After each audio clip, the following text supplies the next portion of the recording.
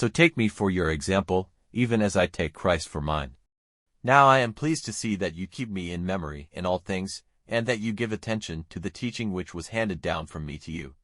But it is important for you to keep this fact in mind, that the head of every man is Christ, and the head of the woman is the man, and the head of Christ is God. Every man who takes part in prayer, or gives teaching as a prophet, with his head covered, puts shame on his head. But every woman who does so with her head unveiled, puts shame on her head, for it is the same as if her hair was cut off. For if a woman is not veiled, let her hair be cut off. But if it is a shame to a woman to have her hair cut off, let her be veiled. For it is not right for a man to have his head covered, because he is the image and glory of God, but the woman is the glory of the man. For the man did not come from the woman, but the woman from the man. And the man was not made for the woman, but the woman for the man. For this reason it is right for the woman to have a sign of authority on her head, because of the angels.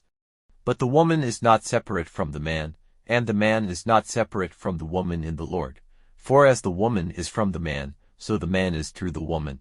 But all things are from God. Be judges yourselves of the question, does it seem right for a woman to take part in prayer unveiled?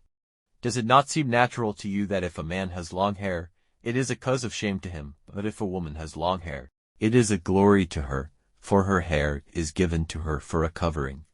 But if any man will not be ruled in this question, this is not our way of doing things, and it is not done in the churches of God, but in giving you this order.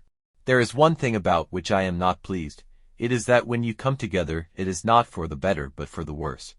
For first of all, it has come to my ears that when you come together in the church, there are divisions among you. And I take the statement to be true in part, for divisions are necessary among you, in order that those who have God's approval may be clearly seen among you.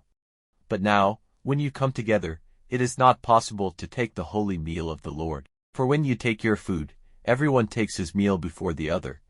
And one has not enough food, and another is the worse for drink. What? Have you not houses to take your meals in? Or have you no respect for the church of God, putting the poor to shame? What am I to say to you? Am I to give you praise? Certainly not.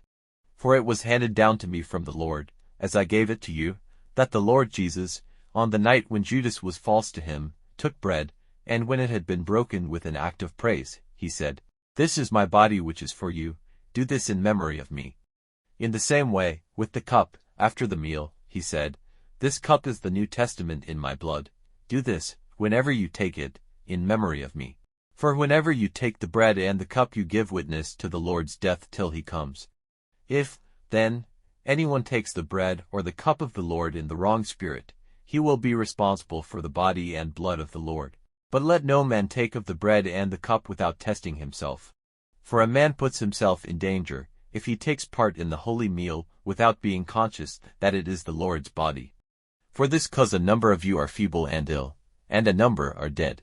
But if we were true judges of ourselves, punishment would not come on us.